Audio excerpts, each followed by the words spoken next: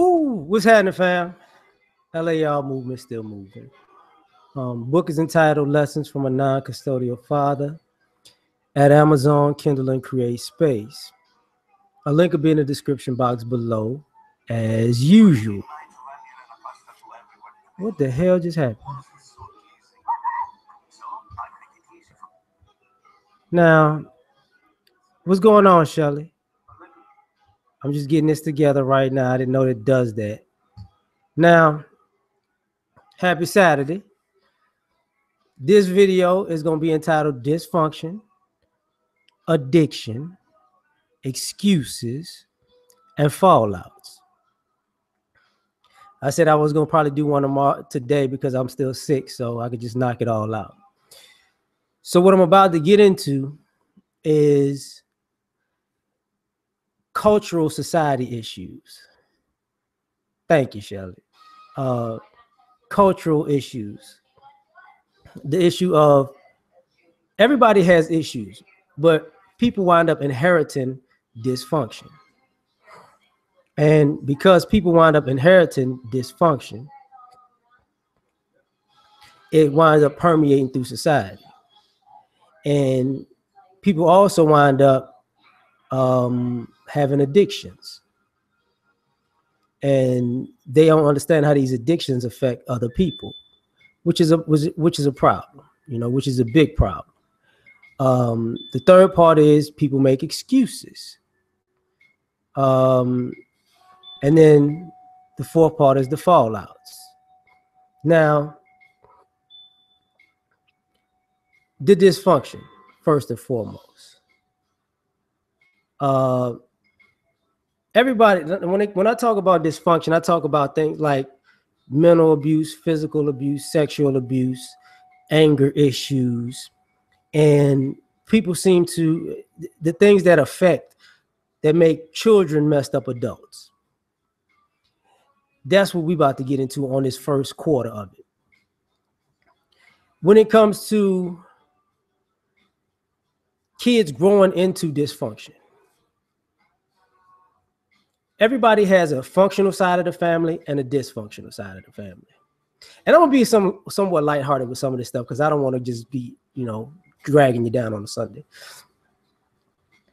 Sometimes your functional side of the family will bring their kids around the dysfunctional side of the family, like a homeless shelter. Like, I'm gonna show you how you could be living if you was really with these kind of people. And the kids go home and they like, thank you, Jesus, I ain't with them. God. And then on the flip side, your dysfunctional family goes around the functional family like, these fools think they better than us.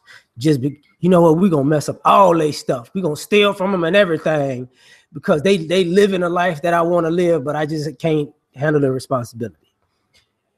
And you teach this to your kids.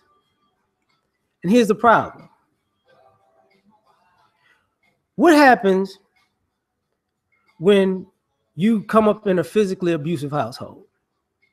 You become a physical abuser. What happens when you come up in a verbal abusive household? You become mean to people and you talk a lot of trash to people, and you might wind up getting into it with a lot of people. What happens when you come up in a sexually abusive household? You become promiscuous. Now, the problem with all of this is once you become an adult, your family leaves you to deal with this problem. You like that old school? That's what I'm doing. So what happens? What happens is like I grew, and I'm gonna say some things that I grew up in to make this understandable. I grew up in one of them households where my parents fought. So because I grew up in that dysfunction, I thought chaos was normal. And that's a problem, because once I went from a dysfunctional household if you live in a bad neighborhood, you wind up in a dysfunctional neighborhood, right? What's happening with it? You know, you wind up in a dysfunctional neighborhood, and then you start to think that's normal. Case in point, my first semester in college, I had a hard time sleeping because I was accustomed to gunshots at night.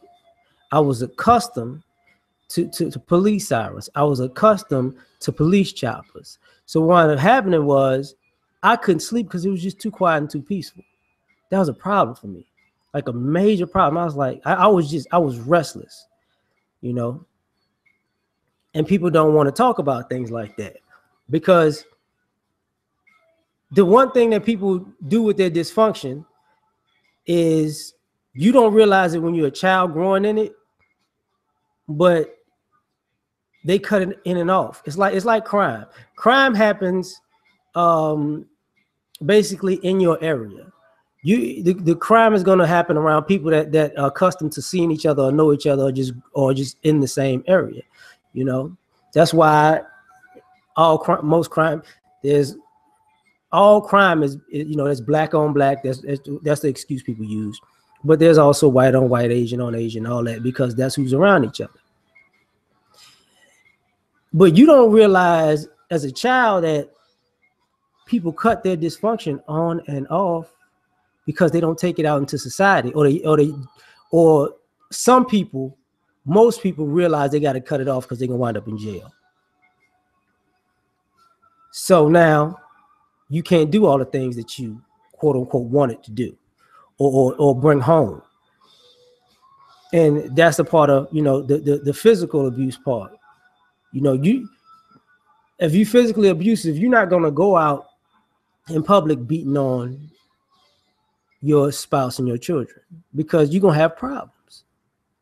You're not gonna go out in public and verbally abuse your spouse and children in public because you're gonna get confronted. You're not gonna go out in public and be a sexual abuser because you're gonna get locked up and you might get killed in the process. So that's the issue. So what winds up happening is you got people out here trying to figure out what's real and what's not. I think for me personally, one of the best things that I dealt with coming up in the environment that I came up in was my parents moved a lot. So I got to see how other people lived, and I got to see how other people curb their dysfunction. I got to see how some people could cover it up better than others, which in some ways is a good thing, in some ways is a bad thing. I got to see how some families are very partial to dysfunction because they enjoy it. Some families enjoy the fussing and the fighting. Some families enjoy the drama. Some families enjoy the secrets and the lies and the manipulation. And this is my problem with dysfunction because, as an adult, you meet people, you can't. They used to want you to, and when you got to know somebody, say like in a relationship, you used to be able to go introduce people to your family. Nowadays, people are ashamed to take people to meet their family, because they don't want them to see what they may have to be dealing with. Same thing with society. Society has its own dysfunctions. And the dysfunctions are very bothersome, like the verbal abuse thing. People go out talking any kind of way to everybody because right now, I hate to say this, but our society allows verbal abuse. It just depends on who you're talking to. There's a hierarchy of who you can talk crazy to in public. And unfortunately, you got people in the world who get mad. How dare you react viscerally to a person who is out of line for disrespecting you verbally? You don't get to judge how people clap back at people. You don't get to do that. People don't allow people to talk to them any kind of way. You have to show restraint of your mouth. You know, same thing that goes on. I feel you, Shelly. I mean, same thing that goes on with if you're looking at sexual abusers. See, there's a part of that people don't talk about in society. They talk about this part slightly, where the LGBT community keeps having this little umbrella over pedophiles. That's dysfunction. You know, people are making excuses why it's okay for men and women to try to have sexual relationships with children. That's dysfunction. But the part that we only speak about, and we don't even speak about this part a lot, is the part where you see grown men eyeballing young girls. And see, everybody sees it, but then they kind of excuse it to a degree. They're like, you know, and you know, she growing up. You know what she growing up means for some guys. Some guys like this close to trying to holler at your little teenage daughter, sister, or whatever. What's happening, bro? They like this close to doing it. You know, a lot of people with dysfunction when it comes to that part, a lot of people dislike R. Kelly because they consider R. Kelly like a dirty pedophile.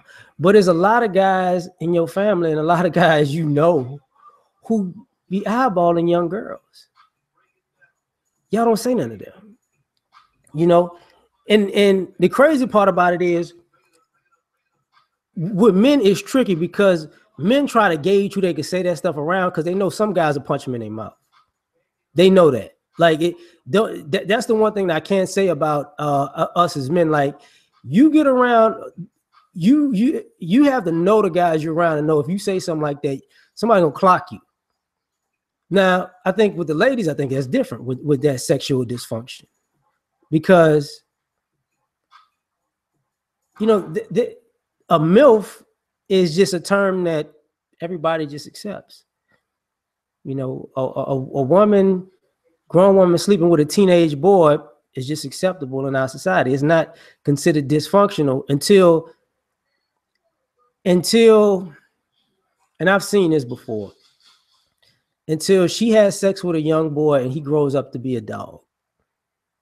And he grows up banging everything in sight because he became promiscuous, right? And now, you know, nobody respects him because he's he's just a straight up hoe, and he's out here breaking hearts and just screwing everything left and right. It's unacceptable that he's like that. Well, but in our culture as guys, you know, guys are cheered on for getting a lot of notches on their belt. I'm on you, Wilt. 10,000 girls, just like Ric Flair. Woo, one more. But you know, that's the same issue with these young girls too, who getting screwed by these grown men, and then they become promiscuous or they getting molested or screwed by, you know, normally, I hate to say this, but but it's the truth. Normally their mothers, the guys their mothers date, not necessarily their fathers, but the guys that their mothers date or have comfortable around them, or they effed up family members that they wind up babysitting kids. And I've been in one of those families where, you know, lesbian granny got to babysit the children and she was touching on people, you know. Now, that's what I'm gonna cover on that part right now for this dysfunction, because I want to get into that part where it breeds into addiction. You know, and these two videos, this live stream came up because titled Dysfunction, Addiction, Excuses, and Fallouts. Because I got on YouTube this morning and there was a video of a mother who was belligerent to her son, and he'd rather be in a group home than live with her because she drank too much. But I watched another one where a father who wasn't really involved in his son's life torpedoed his dreams when he got his scholarships rescinded because he was trying to make deals. You know what I'm saying? The eyes. But that's one of the things, right? Now, this addiction part. I'm not the only one who's dealt with this. You know, I've got family members who drug addicts, alcoholics, sex addicts, shopaholics, maybe even miseryholics, dramaholics, whatever you want to call it, right? But I'm gonna start with the drug addicts. I don't like addicts. I'm gonna be honest with you. I just don't like addicts because people who have addictions are some of the most selfish, but manipulative, but purposeful, smart people that I've ever seen in my life. Because you find an addict and they can and their addiction can actually come from masking and dealing with dysfunctions that they dealt with. That's very true. And some people's addictions come from the fact that they're entitled and they got anxiety because they don't really know how to deal with society, so they get high as a way to procrastinate. So it's a bunch of short fixes so they don't have to deal with life. But the drug addicts, you know, the first one I'm gonna talk about, the weed heads. I think weed heads are just like crackheads, in my opinion. They do the exact same thing. You know, only difference is weed isn't looked at as bad as cocaine and methamphetamines and heroin, but they all do the same thing. And sometimes I don't like weed heads worse because of that stipulation, because people go, it's just weed. It's only weed. You only get high. But see, here's a problem with addicts in general. They'll get high because they want to. They like to. But they're not a lot of functional drug addicts. They're not. They're not people who right, we never kill nobody. Right. We killed other people's bank accounts and their property, you know, and messed up other people's houses that people just seem to forget about. That's what cracks me up about this stuff. You know, what winds up happening is they out here, they do anything for weed. So they spend their money to get high.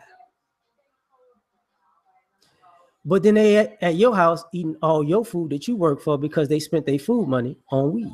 Just like, you know, coke heads, crack heads, meth heads, heroin addicts. You know, just like that. You see them all the time. You know, and it bothers me. I go to the gas station, I go to Walgreens, I go to CVS. Let me get some Dutch Masters. Let me get 3 Phillies. Let me get some Swisher Sweets. Here this motherfucker go. And see, they bother me. And weed addicts, to me, are some of the dumbest drug addicts ever. Green tea. Because weed addicts do this shit in public because it's only weed. Weed addicts will drive down the street with the windows down, smoking weed, as if motherfuckers can't smell it and get to your car to see it's you. And this is not a racial thing. Because I live where I live at, everybody does this. Only difference is when black people do it, the police arrest them. Weed addicts will sit in their garage, open the garage door up, and smoke weed and let their whole neighborhood see them. Like, at least crack addicts got shame. Coke heads got shame. Heroin addicts got shame. They're like, you're not gonna see a heroin addict driving in the car. Damn, boy, we gotta get there. Make this right real quick. Whew, about to get high. You're not gonna do that. You're not gonna hear them blasting Jimi Hendrix. Yeah, you're not gonna do that. You know, you're not, you know, the cokehead culture left, you know, well, people used to have that Club 50, Studio 54 thing where they used to have them little coke spoons and the mirrors and rolling up and snorting all in public in nightclubs. That shit stopped. And trust me, you know, I've been there. I've had the family members who were playing board games for coke. Oh damn, them hookers on business. Boy, what you know about that, boy? Yeah. I live out in Houston, so I know that street. I used to actually work around Braeswood and whatnot, and I was like, wow. Um, but that's a trip, right? What winds up happening is their addiction gets the best of them. I got the family members who are coming and they steal from you. Exactly. People be riding with them that don't smoke, and I remember I have family members that used to do coke. Some of them I think still do from time to time. The coke heads, you know, they bother their addiction bothers me because of the cost. Thanks, Shelly. I appreciate you too. I mean, I appreciate you using you the first one up too. Oh well, I could talk about that with the cops. A lot of the cops screwing hookers, bro. Scream. A lot of the cops screw hookers at night, so they that's why they there. They're gonna bust them per se, but then try to screw them. Whatever. But cokeheads, the amount of money cokeheads spend is ridiculous. Another reason why I don't like addicts, because, like I said, there are not many functional addicts. One of the problems I have with people who are drug addicts is, ask a drug addict, especially people who have a family, how much of your kid's future did you smoke away? They don't know. Everybody could tell them you smoked away their whole future, but they don't know. I don't like drug addicts because they cry. Anybody who's been around a drug addict know what I'm talking about. They like a overweight person. What's going on, nigga? Drug addicts cry, and they like overweight people who say they overweight, who know they overweight, who got a problem, and they tell them to work out. They got to fix it. They have a health scare. They know they're finna die. They cry and make it about them. And instead of working out, what do? Eat. That's what that's what drug addicts do. I don't got a problem. I just need some help. I don't understand. I don't understand. God, what's going on? I don't know what to do. 2 days later, they getting high. That's why I don't like them. Heroin addicts, they hard. You see the weight loss and all that, but they make themselves scared. Heroin and meth addicts, the way they age, they know that. They know it's bad. They're like, I got to get the hell out of here. You can't. I don't want y'all to see me like this. They're not, like I said, there's not too many functional drug addicts. Now, I'm gonna skip forward real quick to alcoholics. I've had alcoholics who bother me. And one thing about any addiction that most addicts don't want to admit is, they say it's, I'm just doing this to myself, but they're not. They're not, because everybody around them has to deal with their addiction. Everybody around them has to pick up the pieces of their addiction. Everybody around them has to deal with the mood swings of the addiction, of the highs and lows. Everybody around them has to deal with their lack of respect and responsibility for what happens, because they want to get their fix at all costs. Same thing I'm about to say about with alcoholics. Silly story, but I had an older cousin. It's my dog too. Like, he used to drink bad, like bad. And the first time I knew it was messed up is when I had hair back then. That's how long ago this was. That's when 40s was the lit. He was drinking 40s like water. And to the point where he was collecting them. I got this the St. Ives, this the Crazy Horse, this the OE. I'm gonna tell you, this one right here has got the hint of these hops in it. Like, how the fuck you drink too much if you know to distinguish 40s? Like, you tripping. But he was like, I'm gonna cut your hair. I cut better when I'm drunk. Now, this was my problem. I was young and I shouldn't have trusted him. He actually did cut my hair better drunk. That was crazy, but that's true, you know, because people have messed my head up sober. And, you know, when you around bad barbers when they sober, a drunk good barber kind of is like, hey, you know, hey, this is okay. But the alcohol leads into another problem. See, I got comfortable with that part of it. But when you get in the car with a part, you know, oh man, I don't like the monsters either, dude. When you get in a car with, I was also driving in the car with that same family member while they was drunk. Thanks, man. Thank you. And he got so drunk he wouldn't let me drive. So we fighting to get into the car to drive. I lose. And this is about 15 years ago.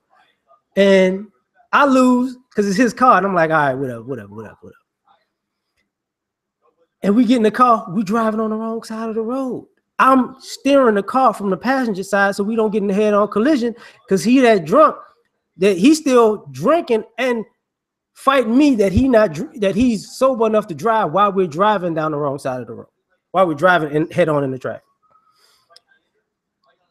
But at the end of the day, I have to tell him these stories about himself and he thinks it's funny. And at that point, it's like, no, it's not funny, dog. You almost got me killed, dog. That's not hilarious, bro. I don't remember what happened. You almost killed us. That's what happened. That's what happened. Like, you know, what we gonna do? Like DJ Quick, I'm hitting 7 and 11 doing the same motion tonight. It's like, nah, I'm not. You're not gonna. No, I like my life, B. You know, but it becomes other people's responsibility to look, make sure this person don't have this many drinks. Make sure this person don't do this. Make sure this person don't do that. Make sure this person don't drink this. You know, if they get a cup of this, whatever. And I knew it was bad because he made me a drink one time in his house. Him and his best friend. I was drunk the next morning. I had one cup. I was drunk the next morning. I went to sleep. I had a drink, sitting there playing video games with them, fell asleep, woke up drunk the next morning, like 10 hours later. So they gave me 37 ounces of Crown Royal with a drop of Coke. That's what I came to find out years later. You know, that was a problem. And people blame everything on the alcohol. You know, my dad, you know, drank. He became an abusive drunk. But as I got older, it's like, yo, we're going to fight. You drink around me today, I bet you I'll knock you out. Because the minute you start feeling yourself, I'm not a kid no more. And see, a lot of people don't understand, you know, their addiction, especially when you're around younger people can't fight your addictions. But as an adult, when you grow up in it, you're like, yo, you ain't bringing that around me. You're not bringing it around my house. You're not bringing that around my children. You know, and that was a problem. Man. I used to have them kind of family members too. Well, yeah, I ain't even gonna get to that one. But that becomes a problem. Now, the same thing goes with the Shopaholics, right? You ever had if some of you grew up with your family, cats, what's up, Jason? You know, if some of you grew up with your family members that wanted to keep up with the Joneses, they were shopaholics. They was addicted to shopping. They'll have new clothes. I remember being in school. I can say this close to verbatim. I think my mother was a shopaholic. I think from my freshman year to my senior year in high school, she probably spent about $400 on my wardrobe that 4 years combined. She needed storage for her clothes and wanting everything and wanting shoes and wanting outfits and wanting to go out on dates and wanting to do this, that, and the third. We didn't have food half the time.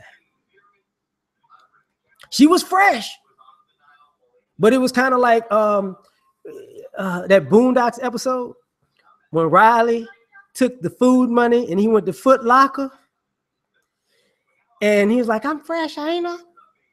Yeah, look at me in these J's. and they was starving and ready to fight the rest of the week. That was me. That was me. I was going to. I remember saving money, doing little odd jobs, but mostly saving money because I knew we was gonna eat in the house. So I would save money to eat out in public, like so I could have lunch money for school, so I could buy a bag of fries on the way home. You know what I'm saying? Stuff like that. Because I lived in the hood in high school, so you can get $3-4 to get your whole meal. Like, ooh, I used to love that days. But fresh but starving. You're absolutely right. You know, but them shopaholics, you know, they wanted to be fresh in church. You know, they look good. And you've seen that where the parents look good and the kids look like they homeless. That's a shopaholic. You know, the parents got a banging car and the kids got hand-me-down Jesus sandals. That's a shopaholic. You know, they don't care. You know, that's their addiction. And, you know, then your kid grows up, goes to college, doesn't have any money, any college fund, but they had, you know, and sometimes you pass this shopping down to your kid and they get trinkets along the way. So you pass this down to them, and guess what? Remember that iPhone I bought you? Remember that iPad? You remember that PlayStation? You remember all 3,000 of them games you got? You know, it's like, yeah, that was your college fund. Remember all them Jordans I bought you? That was your college fund. What? You mean to tell me I don't got student loans because you bought me toys and clothes, too much toys and clothes? Wow, okay. Hey, we used to have at Southern, when I went to Southern, they used to have the $2 Krispy Kreme donuts. They would come like in the middle of the night. Boy, you had to be first. You had to be first. You had to be fast. And I think I was on the 6th floor of my dorm. You had to look out the window and see the truck coming. It was a midnight sprint for some $2 donuts. You know, I think who is it? Papa John's did the same thing with pizzas for like $5. But that happens. Them shopaholics do that. Sex addicts don't have a problem. Yeah, I went to Southern. I left Southern. I went to TSU after that. Sex addicts. The problem I have with sex addicts, and I'm not talking about pedophiles or nothing like that. I'm talking about people who just. I went to the Southern in Baton Rouge, bro. I went to Southern BR, Southern in Baton Rouge, right there over that bridge by Scotlandville and all that shit. You know, I went to Texas Southern too, Shelly. I went to Southern first. I did go to Southern. Watch this, Shelly. I lived in Jones Hall. You know, I lived in Jones Hall, and I wound up being cheap and moved into the villa. That was crazy.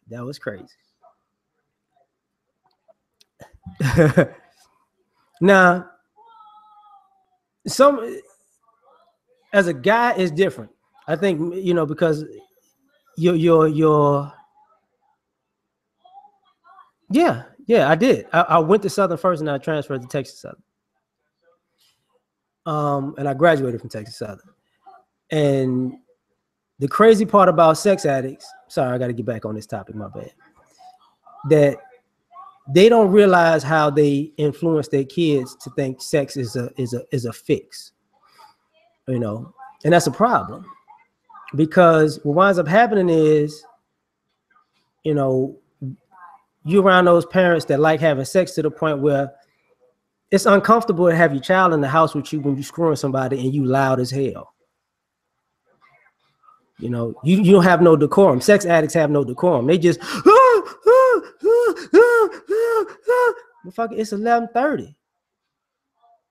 You know, you watching cartoons and you hearing the headboard, take it, it's yours. And you're like, I'm scarred for life. I am scarred for life. You seeing guys walking past you in the living room, buckling their belt, handing with your little man, take care. You know, like Snoop Dogg and Baby Boy. Fuck you in your little fort, homie. It just ruining your life, right? You know, same thing as, you know, when I was with my dad, it was the same thing. You know, like chicks just come in, out. You know, I mean, if I was a rapper at a young age, I could have made ludicrous area codes just by just sitting in my dad's house. I got hoes from different area. Like they used to come, how you doing, little man? Bang, bang, bang, bang. I mean, and I'm gonna tell you something. The 80s and 90s, fucking, that was pre Viagra. I don't know, Yohimbi root days. Yes, sex addicts are bothersome because I'm gonna tell you why. Because they do this type of stuff, they think it's okay. They think sex is a win. Like, fellas, you ever think about it? Like you talk to older guys and younger guys and guys in your age group use this line. But I'm getting more pussy than you. How much pussy you got? This motherfucker could have dropped out of kindergarten and has never done nothing with their life. And they just think because they having sex, they did something. That's a problem. Like, when you're a man and you don't do anything with your life but have sex, you have a problem. If your best accomplishment is in life is how many people you slept with, you have a problem. You have a serious problem when you could say, you know, not Wilt Chamberlain had sex with 10,000 girls, but he is known as one of the greatest basketball players of all time. He's a beach volleyball legend. He's an actor. What's good, King David? You know, he has a resume. But if you're just a guy who like, I fuck hoes, that's all I do, you're a sex addict. And then when it happens, it involves your life. It encompasses your life.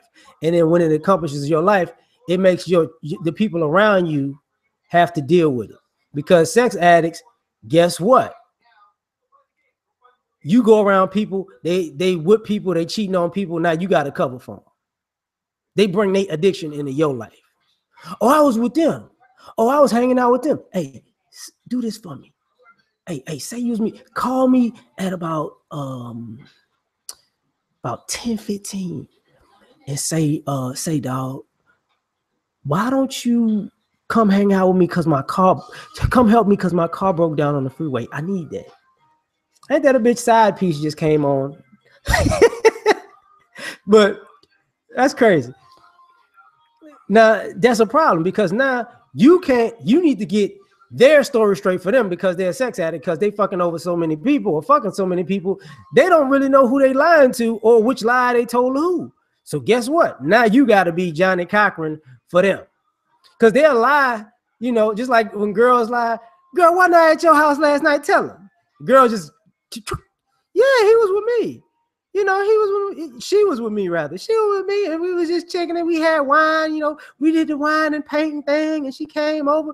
Girls they could lie like that. Dudes, be like, I was with you. Where was we at? We fuck it up fast, you know. Now, the last one I'm gonna talk about real quick is the Dramaholics. You know, misery loves company, and some of us are addicted to misery. Some of us can't have fun, can't be peaceful. You know, you can't take some people. You can't take them nowhere. Like, you know, they gotta start some shit. You go into the movies, they gotta make an issue in the movies. You go to a party, they gotta have an argument and a breakdown in a party. You take them to a concert, they gotta talk shit about the people at the concert, and the people at the concert hit them and they get into an argument at a concert. You know, the misery loves company are the type of people who you don't want to actually. You ever been with somebody who's reckless to the point where they do reckless stuff to get into it with people?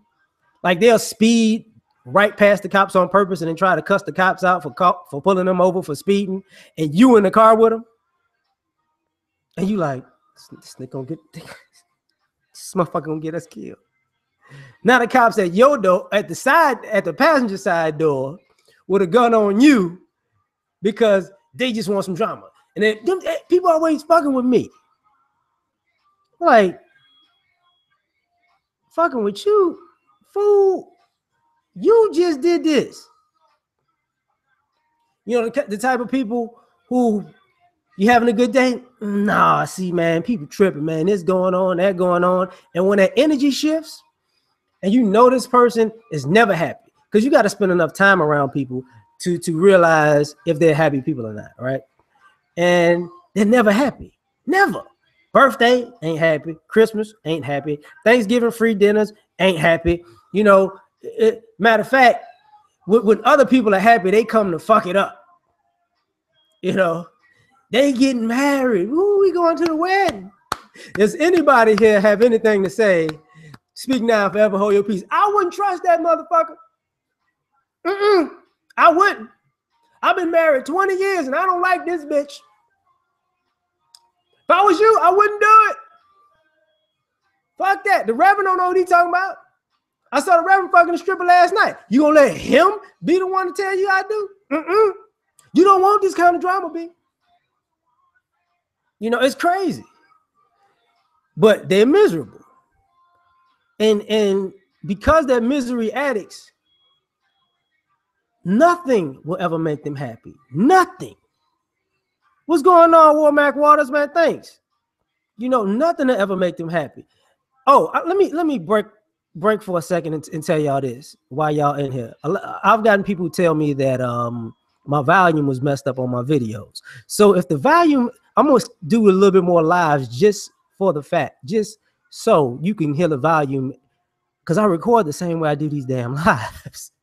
So if the volume on these lives ain't messed up, when I tell y'all it ain't me, it ain't me. Now, back to these misery addicts. When you give these people a chance at a peaceful existence, they ruin it on purpose.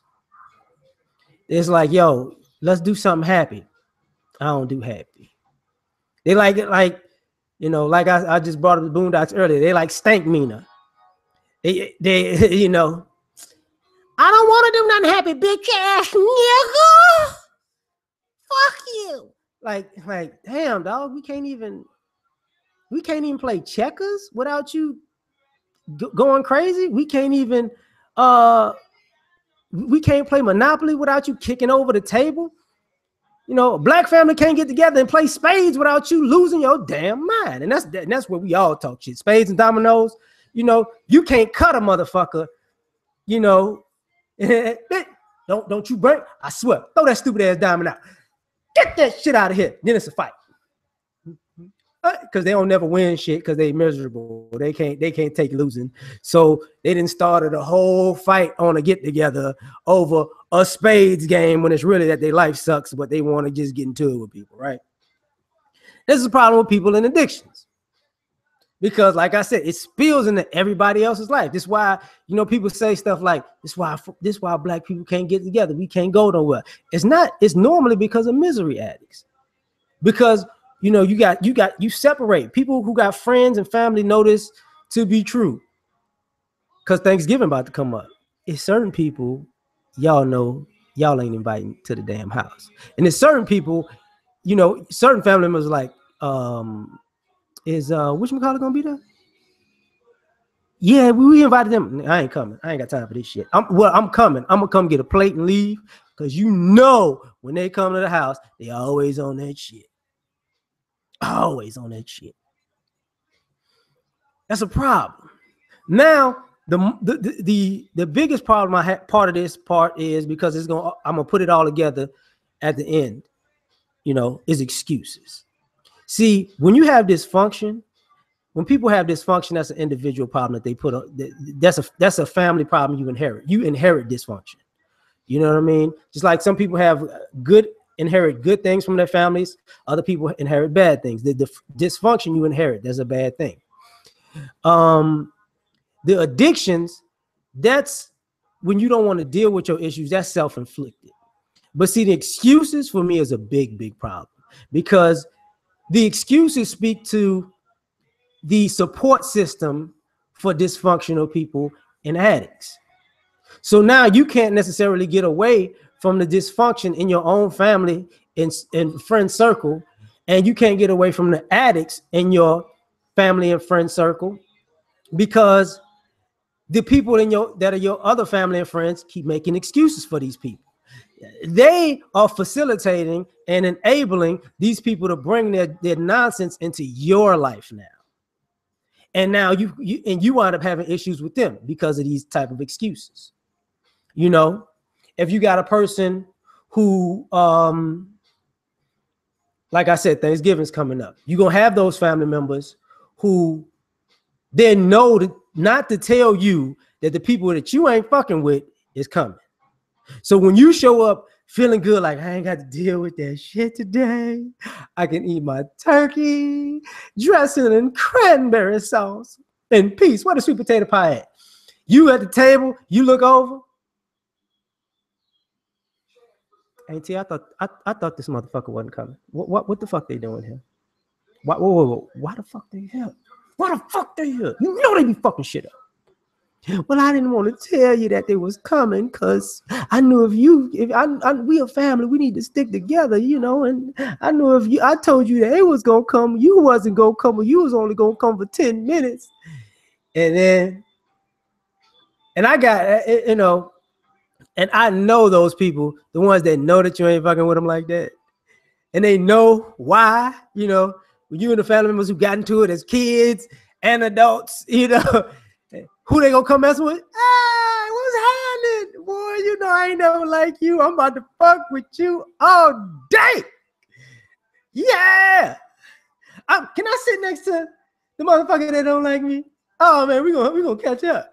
We gonna really catch up. Remember when I used to beat you to sleep when your mama wasn't looking? Oh man, it's not so nice to see you. You don't want that shit in your life, you know.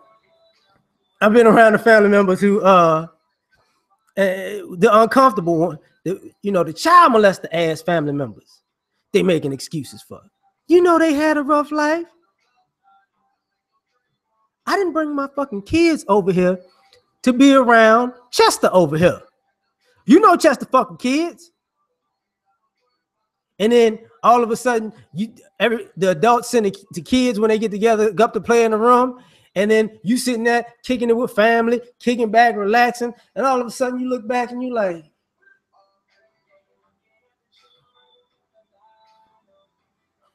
it's too damn quiet in here. Where the hell Chester at? I think he went upstairs. Y'all let this motherfucker go upstairs where the kids at. Now you gotta run up the stairs like Usain Bolt, and you up in there, whoo. Chester sitting there playing games, turning up. Yeah, with the kid. No, get your bitch ass out of here before I kill you, boy. And then you and Chester damn near get into a fight. You got to pull out a pistol on Chester at a family get together because the family excuses this bullshit. It's an excuse. And you know, and then you like, y'all just don't get it. This is why all y'all fucked up right now. You know. And you know, same thing with the drug addicts, right? The excuses. You know, they bring and the drug addicts are worse. A lot of times, it's not that you have drug addicts in your families or alcoholics in your families, but the drug addicts are a problem that your family makes excuses for, because drug addicts usually ain't got no money, so they bring them. Like somebody picked they high ass up and brought them. Like then you see two family members coming in together. You like, so you just bring Uncle Rick James in the house. Like cocaine ain't a hell of a drug. Now you know some shit gonna come up missing because Uncle Rick James then came up in here talking about, hey, what's up, family? and he eyeballing everything that he can put in his motherfucking pockets. He digging in the coats, seeing if he gonna come up on a wallet. He digging in the purses, looking for cash. But you making excuses for him. He need to be around his family. He was around his family in a dope house, nigga. Fuck is you talking about? They was over there cutting up cocaine, you know, slicing up the weed, sharing the heroin, and you brought him around us because you want to make excuses for him because you feel sorry for him. And then it's a problem. Big problem. You know, the alcoholics. I'm not even a big drinker.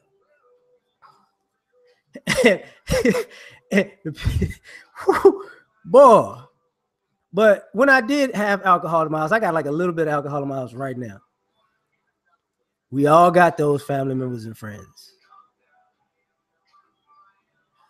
They walk clean by your ass to the liquor cabinet. And you know the problem's about to start. Because these are the family members that are cool because they sober. But you know they got a drinking problem. And you know as soon as they walk by you to the liquor cabinet, oh, shit. You like, oh. You pause and you looking on the low like, let me see how big a drink this fool gonna make. I mean, did this motherfucker just get the biggest Kool-Aid cup? Is he pouring Hennessy in the Kool-Aid cup? Oh, shit. Shit is about to go down today. Look, we got at least 45 minutes before we got to get out of here in 45 minutes because this motherfucker gonna go left. You know, that's what's gonna happen. And if it's your house, don't let it be your house. Because then, you know, I got them family members and friends that are coming to your house, pour a cup this fucking big of fucking whiskey and shit. Oh, that's good. Oh, that's good. Mm-hmm. Yes. That's some good shit. Yeah, I'm gonna drink up. Oh, yo shit. That had to be about $50 a bottle. Yes, I'm fucking all yo shit up for free, nigga. And me, I'm like Chris Rock's daddy. Like I know how much shit costs. I'll be sitting over there.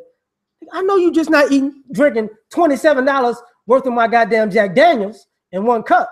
You son of a bitch. But people making excuses. And you're like, what's the problem? The problem is they about to get drunk as hell. You brought they drunk ass here knowing, or they brought themselves here knowing, because the alcoholics know they gonna come to your house and get fucked up. You ain't met not one alcoholic who didn't know. Alcoholics know we going over who house? Oh yeah, they always got some good shit. Yeah, they got that Grey Goose. The last time I was there, they got that fucking Ciroc. They got that hen. Oh shit, boy. What was that? Voo Don't Cleek champagne. The motherfucker got that. What was that? That shit. Jägermeister. Oh man, I mixed all that shit together and I put it in a mason jar and I drove home with it. And you like, hey. And then what are people doing when they knocking over shit in your house? They making excuses for them. They didn't put their foot in the china cabinet. They making excuses for them. They threw up all over the damn floor, and now you got to mop it up. Why? Because people's making excuses for their drunk ass. You know, they didn't overflow the toilet. Now you in the house with the plunger holding your nose like this. Stupid motherfucker. Because people making excuses. And they got a history of doing this around everybody. So you know you don't want to be around these people. But people keep making excuses for them. Now, just like the Shopaholics, people make excuses for them. They don't really do anything, though. Shopaholics don't necessarily do anything as far as destroying stuff. But they will come to your house and basically price out they be pocket watching. They be like, you bought that, huh? I need that. I got to get that. I'm gonna get my kids that. I see you got a nice little TV. I'm about to buy, yes, a 4K. I'm about to buy a 17K tomorrow for $37,000. Now watch what I do. You're like, this ain't a competition. You know, I see you just got a BMW. Watch me go get this Benz on your ass. Nah, and people making excuses. You like, you see your kids is eating like they never ate before because you put this expensive ass outfit on, and I can tell you they don't have oatmeal in that house. They ain't got cereal. You know, them kids got they got Jordans on. They got the freshest jogging suit on, and they look like in fashion Somalis over there. But you worrying about what the hell I just bought. And people make excuses. And the problem with that is not necessarily the get together, it's after the fact. It's years later when these kids grow up. And you know these kids grew up with shopaholic parents. And now the family's calling the family to come together and say, look, man, we need to send this kid this place and that place. We need to raise money for Junior, because guess what? You know how such and such get down. They got the Gucci purse on. And can somebody go take that boy to get his hair cut? He ain't had his hair cut in 17 damn years. You know, he's over there. They can't afford real shampoo. They got dollar store soap that don't work. Oh man, you know, that type of shit. So now everybody got to pitch in to take care of kids that should be taken care of, but parents ain't doing their job because they too busy shopping. You know, and I've been over people's houses where you got the people who shop so much they hide shit in the garage and in the closet and in the attic. And you looking at them like, you can't even park your car in a garage because you got 2 tons of shit that you don't use here because you just was like infomercial pimping. Like infomercial pimping, that's what we're doing. But people make excuses, and it's a drain financially. Those people are a drain on other people in the family. Just like, you know, addicts bring their drama to other people. Shopaholics bring their financial drama to other people. And then some of these shopaholics are the first. These are the people who gonna ask you for money, not gonna pay you back, and be taking pictures about the shit they bought in the mall, and you be ready to kill somebody. What that $100 is that you owe me? I've been meaning to talk to you about that. I just don't know. You know, I've been going through some tough times. You've been going through some tough times.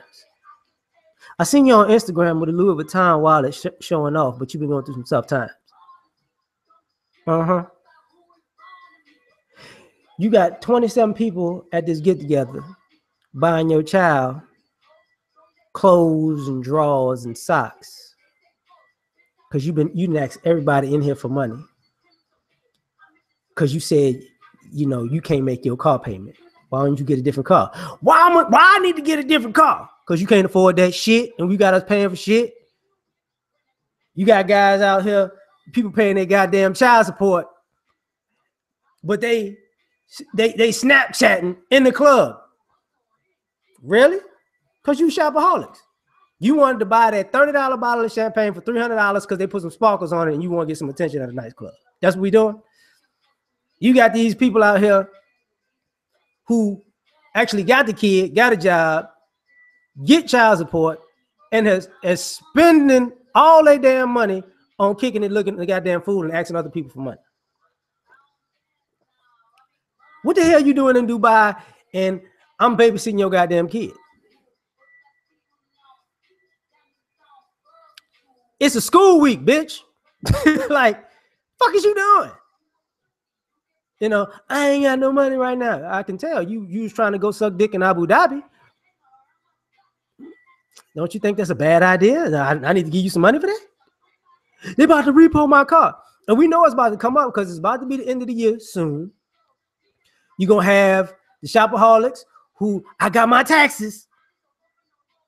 And people make excuses for them. I'm going to pay you as soon as I get my taxes. I'm like, no, you're not. No, you're not. Now, I brought all that up because we're going to talk about the fallouts. Because the dysfunction, the addiction, and the excuses lead to fallouts, major fallouts. What kind of fallouts I mean? When you grow up around dysfunction, addiction, and excuses, my old football coach told me this a long time ago. You either gonna make it because of, or you're gonna make it in spite of. The people that make it out of those situations made it in spite of. And the fallouts happen because they don't want to be associated with all that negativity. They don't. They don't want to be around all that dysfunction. They know it. They've been around it. They were raised in it.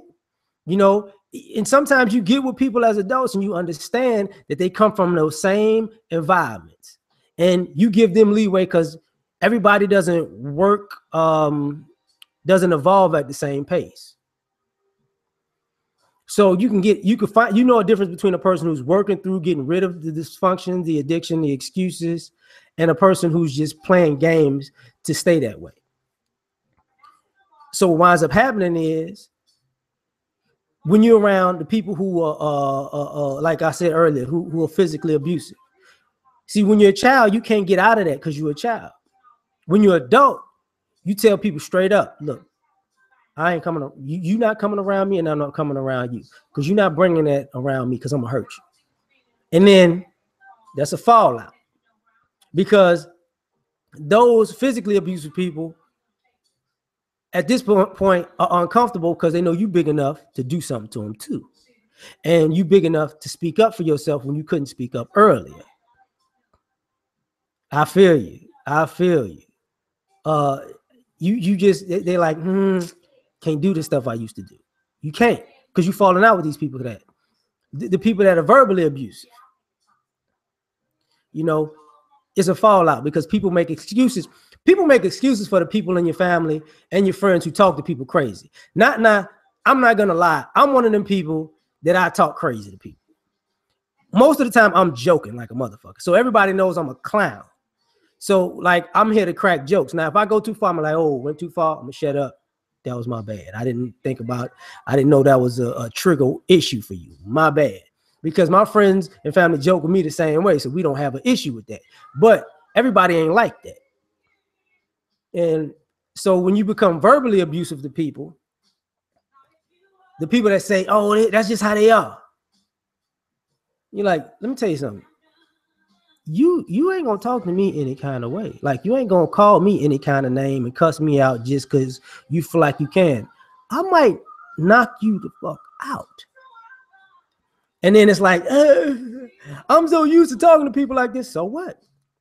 When we play, for me, that's my thing. If we playing, we playing. But if we serious, ain't finna happen. Ain't finna happen. And wow, yeah. Yes, that is true, troll alert. That's why I crack up on them Facebook memes with the Thanksgiving clapback, because that's where the clapback comes from, is the fallout. Like, I'm grown now. Say, go ahead. Say that shit, Uncle Esther. That's the auntie that look manly. You know, you feel like, oh, go and say that shit. Wait, I've been waiting on your ass forever and a day. I'm about to let you have it. You know, I've been waiting 13 years to cuss you out, you know, because people been holding me off for your ass. But that's what happens. You're going to fall out with them people because you don't want to be around that stuff, you know? And especially like I talked about before with the sexual abusers. Oh, man. The guys, you know, when you got them, how can I say this? You got them old guys looking at the teenage girls in the family, and you looking at them like, you know, I'm a stick. This about to turn into The Color Purple for real. Everything you've done to me, I already done to you. You about to pull that knife out of the motherfucking throat. Like, it's on and popping now, pimp. Look at my little cousin like that again. You hear me talking to you, Uncle Johnny? I'm tired of, why are you looking at my mama ass, Uncle Johnny? the fuck is wrong with you? Huh? What's your problem? You know, same thing with the women. The women are slicker with it though. You be looking at, why are you looking at? Are you looking at little Larry in his damn jogging pants? Are you trying to look? Are you bulge watching? You little honey heifer. And that's what winds up happening. You fall out because now you can address people for who they actually are. And it's And it's the same thing with the addicts. It's a big fallout with the family over addicts. You know, it's not the biggest, because the biggest to me is the excuse makers who you fall out with the most. But addicts, why you fall out with addicts is because, you know, the first thing about addiction is admitting you have a problem. So when you fall out with addicts, you able to tell them they got a problem. Now, addicts don't want to hear you tell them that they got a problem. Like I said, I use Thanksgiving for an example. You know the people who overeat and are obese and their kids are obese because they overeat, and you say, let me tell you something. You getting a diet plate this Thanksgiving.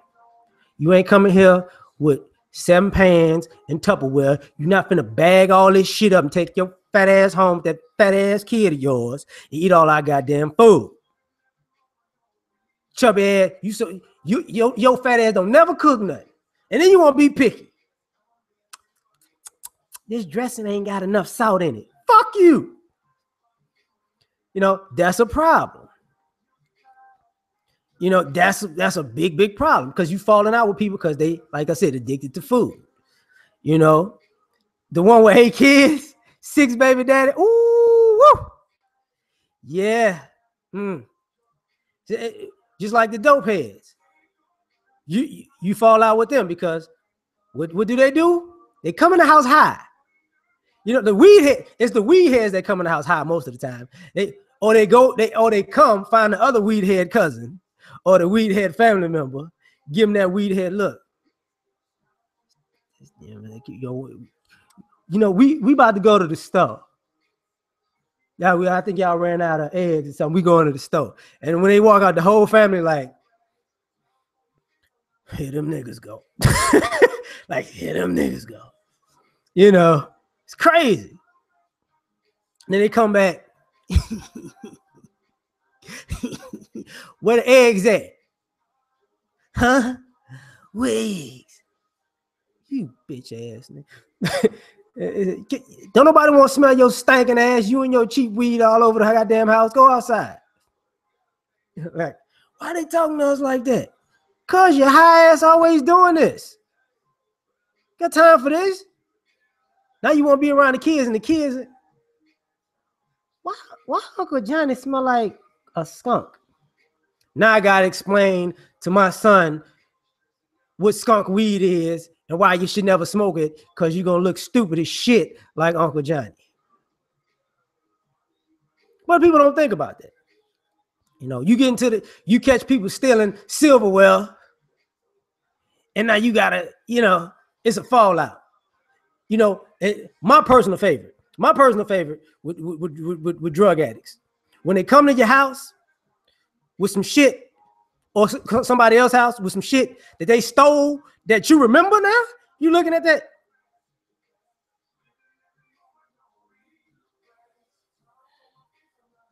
What? Where the fuck you get them earrings from? What you talking about? Where the fuck you get them earrings from? Oh, these? Oh, man, I don't even remember. I remember. You got it from my goddamn room 3 years ago. I knew, and that was you was at our house. I ain't had my shit since. Like, my family likes stealing socks, so they petty. But you walking around with your clothes on and shit. You come with somewhere, they steal my clothes too. But they come in. Say, dog, is that my polo shirt? Well, it look good on me. You want it back? No, I don't want it back. You little crackhead bitch. You done fucked it up. I want it back. Kind of shit you on? You know, But it's a fallout because of that. Major fallouts because of the addicts stealing shit. You know, and I'm gonna skip this. We're gonna move on to this next one real quick because the biggest fallout is the excuse makers. That buffer class of your family and friends that make excuses for the dysfunctional people and the addicts, you have the biggest fallout with, because they're really the reason why the cycle continues. And it usually is because of this.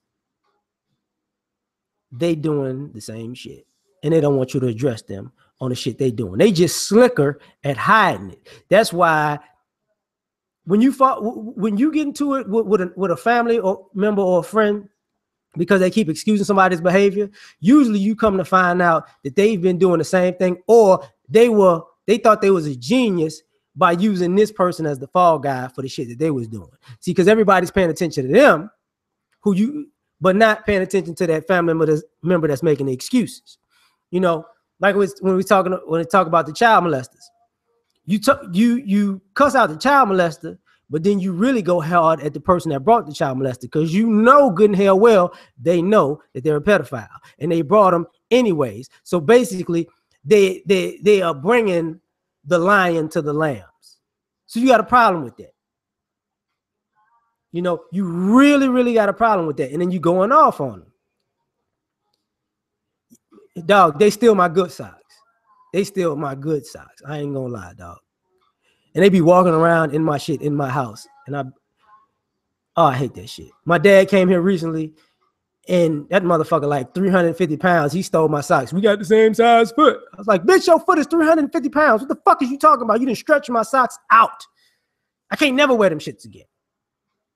You know? But let me get back on that. These excuse makers. You know, these excuse makers are the people who, when it comes to the family members that have addictions, that they want the family to rally around people's problems or just the dysfunctions first. You know, the person that always goes to jail, but this particular family member always wants everybody to come help bail their ass out. It's ironic how the person who wants to always get this person bailed out never has money to bail this damn person out.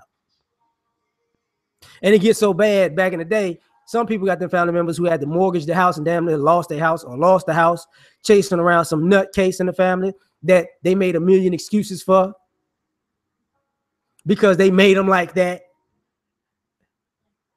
But everybody else got to pay for it. You start cussing them out.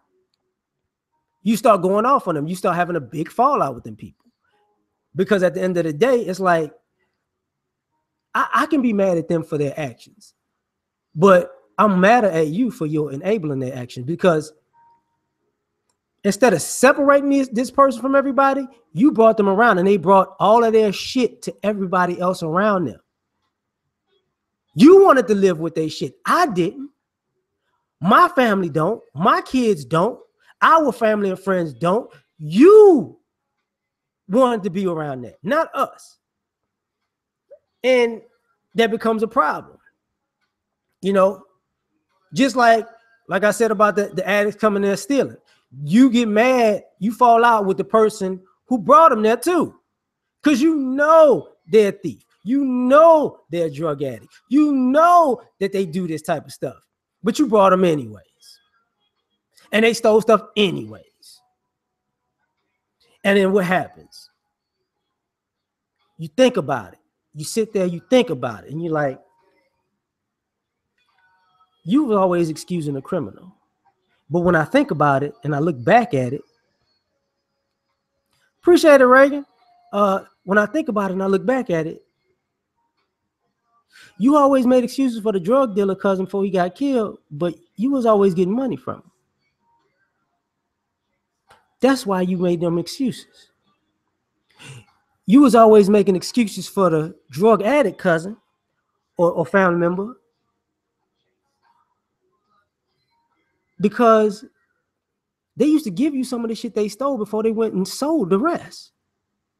That's why some of the stuff in your house looks very familiar. It ain't from my stuff, but I remember it because I saw it when I realized it's from other family members' houses. You didn't give that shit back to them. You let them steal it. You cherry picked what you wanted. Now you got a whole living room ensemble and a kitchen set and dinnerware because you stealing other people's shit. Okay. So you fall out because of that. You know, same thing I was talking about with the child molesters. You start realizing, wait a minute. Oh, when me and the family discussed this back in the day, you let them get molested by your boyfriend, which turned them into basically a promiscuous person, and now they have become a pedophile, and now you bringing them around because you feel guilty, so you want to impose this on somebody else and act like you don't know what you're doing. Wow, okay. And I'm like, all right. That's where the fallouts happen. Same thing like I was talking about with the Shopaholics. You falling out because you realizing like, wait. We all had to chip in and put this kid through college because you spent all the money. Wait. That kid is disrespectful to us and loves you dearly. And they never say thank you when we do stuff for them because wow. Because you never told them that you was borrowing money from everybody. And you know, and sometimes it comes out in small ways and you come to figure out because you know people do stuff on these individual bases, and it takes like these family get-togethers for people to start talking about family history or friends history or how people met and things, and then you find out a little bit here, a little bit there, and as older you get, you start figuring this out. You're like, hold up. So they hit me up when they hit you up, and then they told their kid that they did that all on their own. So that's why when we like, you need to be more respectful. Kid don't know to be more respectful. The kid's disrespectful as hell because the kid think their parent is doing something that they ain't doing. They don't owe y'all no gratitude because they got a disrespectful parent. That's the one that's out there stunting on your ass after they borrow money, right? You know, that's crazy. Now, and this is where, to me, money is where it all hits the head, you know.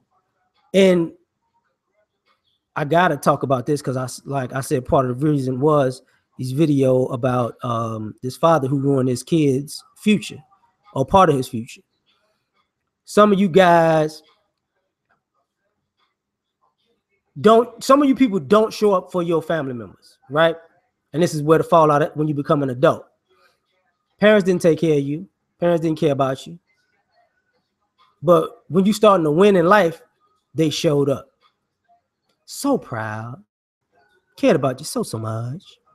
I love you, baby. You're the greatest thing ever, baby. I know I dropped you off in the woods by a pack of wolves, but you made it because God was with you. Then they show up. And what do they show up with? Opportunism. No, I'm not. I ain't gonna kill y'all. Y'all grown. Do y'all thing. They show up with opportunism. I'm gonna get what I can get out of this child who I never helped. And then you sabotage these people's futures. And then these kids wind up growing up figuring this out. And there's a fallout. You know, this is why I talk like the haters in the family. You know, I did this for you. No, you stabbed me in the back. You know, you fucked me off. I would have been so much further if I wasn't around you. Right.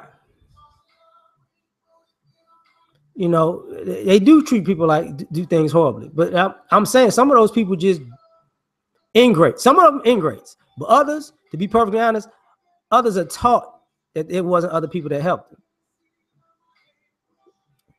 Look at my hood, you body butter on my feet. I'm just messing with you. But there's a big fallout.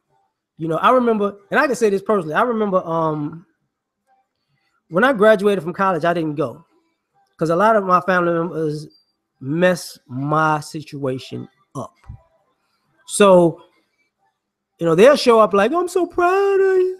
I went to somebody else's graduation party when I graduated and saw a whole family of hundreds of people celebrate this young lady getting her bachelor degree. And I was like, this is so abnormal that I just graduated and I'm watching somebody else's graduation party when my family really basically left me out homeless because I was going to school. Wow. They stole money from me while I was going to school. I'm like, yo, this is crazy. You know, but that's the big fallout. And then you come around, Solo, man. I'm almost out of here, Solo. Oh, here you go talking about them Vikings. Damn it. Well, good, because I ain't on my fantasy football team. Whatever. The defense, at least. And a running back. Yeah. Hopefully they showed up. But now you fall out with these family members and you fall out with these friends. And then I gotta say this before I leave. When you turn your dysfunction into function and you try to change the cycle, those same people, sometimes they get older and wiser, and then they want you to come around to fix all of the problems that they ignored purposely in their lives. And that's part of the other fallout. It's like, I'm not fixing this. Because you had a lifetime to fix this. You didn't. You know, you just didn't want to. Now you want somebody else to be responsible for it. This is why I say the excuse makers are the worst, because they knew what to do to fix this stuff. They knew who to shut down. They knew when to press pause on dysfunction. They knew when to not let negativity infect and infest the next generation, but they chose not to do it. And then, you know, you got people who are functional, who come from the dysfunction. When they start living their lives, what happens? People want to send their kids to their house. People want to, you know, we want to have the family get-togethers at your house, and we want to bring all of the family members that are fuck-ups to your house to show them that they can live better if they just do the same thing. And then you wonder why people move in a completely different neighborhood, move out of the state, you know, come visit y'all every millennia because they don't want to see y'all. You know, we don't talk about the family members who want to borrow money from other family members, you know, who are the excuse makers. And they're like, you know, I had to help such and such. You know, they got a problem. You took on the responsibility of this person, so you're going to take on the consequence of that person too. And that's what it is. You know, at the end of the day, people don't want to say, yo, this is messed up. Exactly. Nobody supported you in college. But if you make it, everybody shows up. Everybody shows up. And that's a problem. You know, that's a major, major problem, because now when people are successful, they need not even successful. When people are breaking the curse, they need space. They need time to get away from y'all, because people don't ever think about that dysfunction may be from birth to 18 or birth to 22, because if you know what I'm saying, or, you know, you might went to the military, so you left the area. You might have went to a college outside of the state, so you left, and then you come back to it. And when you come back to it, it don't look the same. It's just like when I go back to my old neighborhood. I majored in psychology. Fam.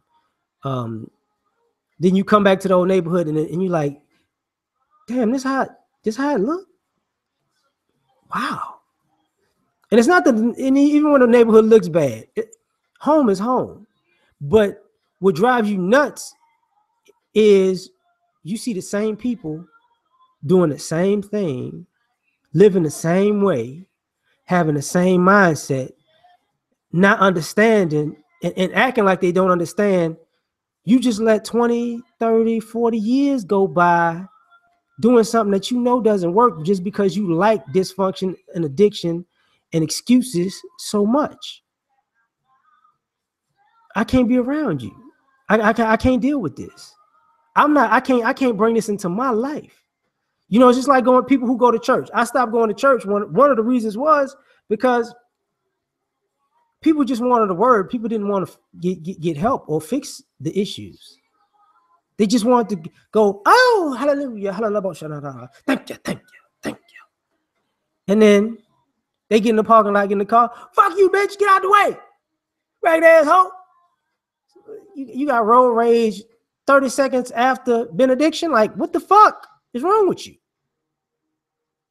You know, And you fall out with people over, and you realize over time. I never realized this until I got older with my grandparents. They used to say, baby, just keep on living. And the older you get, or the wiser you are, or the wiser your mindset is, you notice people stop talking. They stop talking. Like when you're young and you're a right fighter, you fall out with people, you tell them everything about themselves. This is this. And then you got them old family members who sit back like,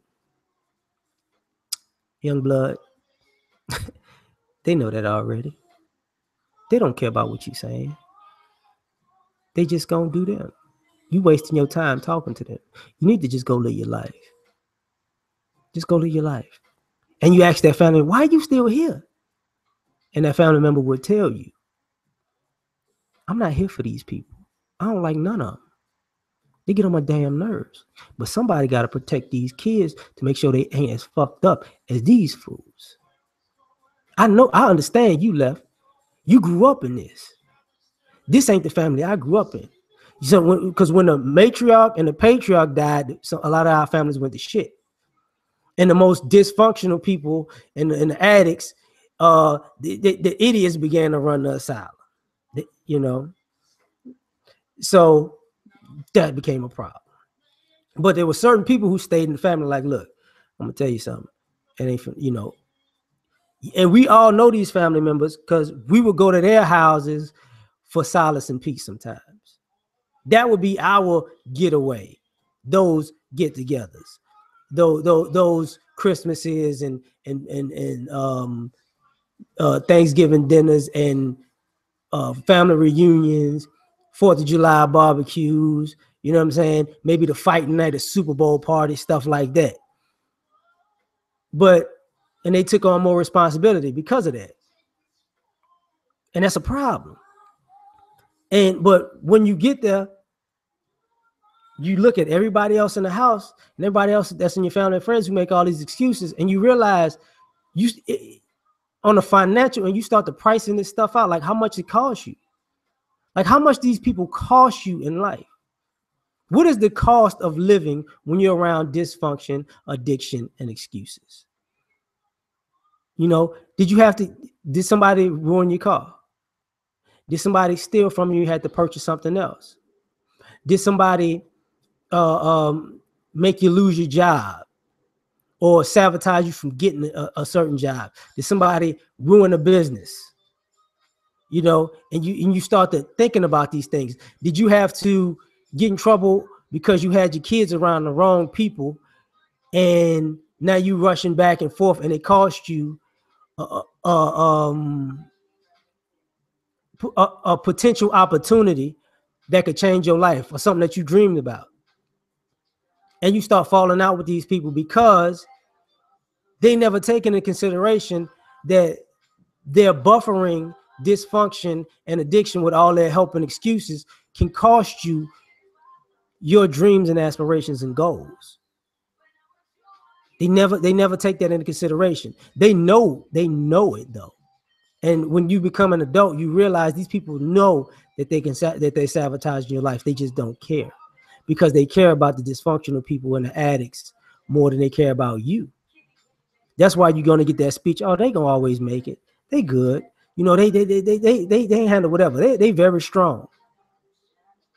And you're like, just because somebody's a strong person doesn't make them a robot. They're still a human being who has to deal with life.